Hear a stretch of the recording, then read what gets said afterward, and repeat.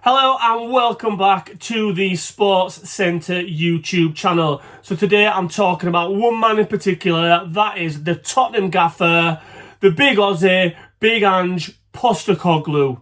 It's just who we are, mate. Will we be hearing that line from him next season? I want to take a little dive into Ange, into his record in the Premier League, have a little bit of a look in terms of if winning the Europa League will save his job and all that. So, yeah, without further ado, let's start with his Premier League record. So, Ange came in basically off success in Scotland with Celtic. Fair enough. He had a job to do there. He did his job. He came with a style of play. He came with a bit of a personality, a swagger, you know. He was a bit free, he was a bit easygoing, he was a guy. The best way I could describe him when he first came to Tottenham was, he was a guy you wouldn't mind going for a pint with. That's the best way I can describe him. You know, he came across in the media as charming, as friendly.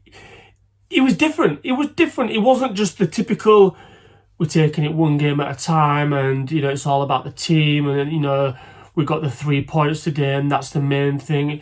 It wasn't that at all. He was actually, and I'll give the guy his due, he was a breath of fresh air when he first came into the Premier League. However, Tottenham got off to a good start.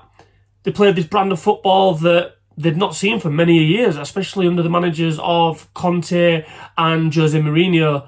All of a sudden, they'd gone from this low block system, hard to beat, not really attacking, very scrappy games, very low scoring games, into all of a sudden it was like, whoosh, go forward, pass forward. You could see him on the sideline screaming at his players, pass the ball forward. Like, he was adamant, like, we go that way, we don't go that way or this way, we go that way towards our opponent's goal. Fair play to him, and you know what? It worked.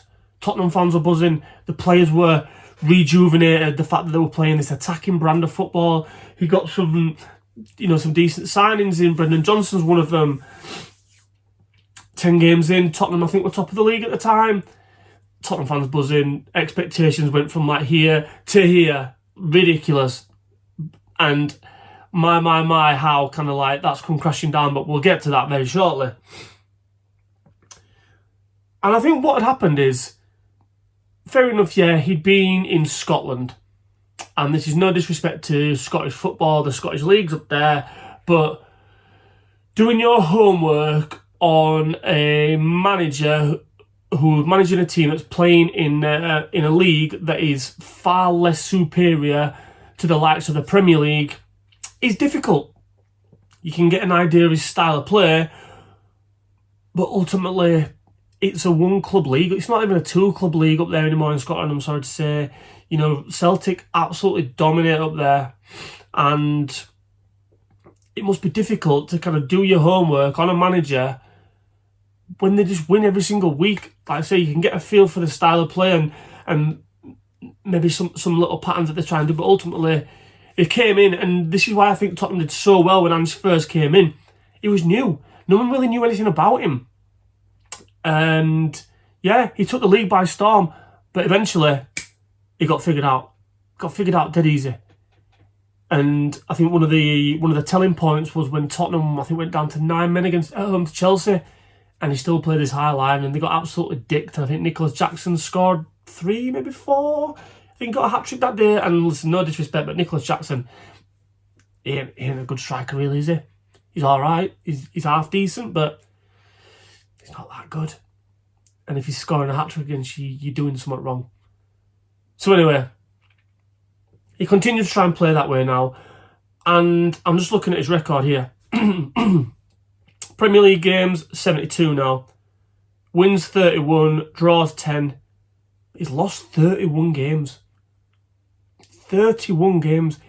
So he's lost as many games as he's won. That's mental. And you'd say, wouldn't you, that Tottenham should be challenging for Europa League spots? I think that's fair to say. you'd like to think that, well, I say you'd like to think, if I was a betting man and someone give me a fiver that says, where do you think Tottenham would finish in the league most seasons, or the beginning of the season, I'd have gone, I don't know, 6th, 7th, 8th, somewhere in that spot. And they're nowhere near it. Tottenham are lucky that 3 teams have been shitter than them this season, because they could have gone down. And that is not me even trying to get a rise out of Tottenham fans or anyone. That's the shallow truth of it, that luckily there's 3 teams that are worse than Spurs in the league this season, because they could have gone down. And some of the players have got ridiculous, like James Maddison, Son, yes, he's tailing off a little bit.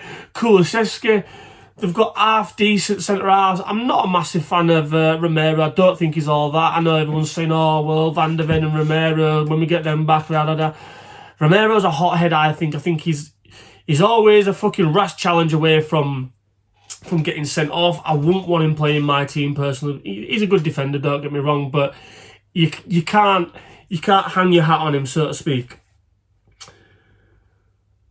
So, coming in now to the fixture this week in the Europa League, Tottenham obviously take a 3-1 aggregate lead away. And listen, and I'm saying if because I don't think it'll happen, but if Tottenham manage to fuck that up, wow. That fiver that I just said about putting it on Tottenham's league position, I would be putting that on the fact that the next day Ange Postecoglou would be leaving. He would be sacked. And this is my question. So this is my question that I wanted to get to. If Ange wins the Europa League, is that going to save him his job for next season? Because the Ange that I was talking about at the beginning of this video, you know, the charismatic guy, the breath of fresh air, he ain't that no more. Honestly, if anything, he looks tired. He looks aggy. He's always ready to snap in his press conferences, in his interviews after the game. He doesn't look at the reporters. He just looks down the whole time. And I don't know whether, like, yeah, fair enough, he probably doesn't want to be there. His team aren't performing and he doesn't want to be there. But it's your job, mate. You've got to do it. And to not look at someone when they're talking to you, I find it a bit rude and a bit disrespectful, if I'm honest. And I'd be interested to see or hear from Tottenham fans in the comments below. Does he stay, even if he wins the Europa? Say if Tottenham win the Europa League, are you keeping Ange? I'm not so sure personally. I think he's been walking a tightrope this season. 1, with his performances in the league. 2, with the way that he's been with the media. And 3, also with his own fans. And I don't buy into that thing that he did against Chelsea away. I think it was Chelsea away, where Spurs scored. The fans were saying, you don't know what you're doing. I think they were booing because he brought someone off anyway. And I think the player that he brought on ended up scoring an equaliser or a goal that got them in the lead. I can't remember off the top of my head. But he went like that to the fans. And he said after the game, he was like, I just wanted to kind of create some bullshit, mate. Fucking bollocks. You were doing that because the fans were booing you, so you were just like, what are you saying now? What are you saying now? You know you are. And fair enough, he didn't front that up, and I think it was the right thing that he didn't front that up. But ultimately, the point I'm making is you're taking on your own fans, and that's a fucking dangerous game. When the manager starts taking on the fan base, it's a dangerous game. And it normally means one thing and one thing only, that you, the manager, are gone. Exit door left, bro. And I think, personally me, if I was a Tottenham fan, I would be wanting him gone. Europa League or no Europa League, I think time for a change. The players obviously aren't loving how they're playing, and if it was me, if I was a Spurs fan, I'd be wanting him gone ASAP. But Tottenham fans, let me know in the comments. Ange stay, Ange go. That's all you need to put. And don't forget, give me a thumbs up if you like the video, and don't forget to hit that subscribe button right there. Catch you in a bit.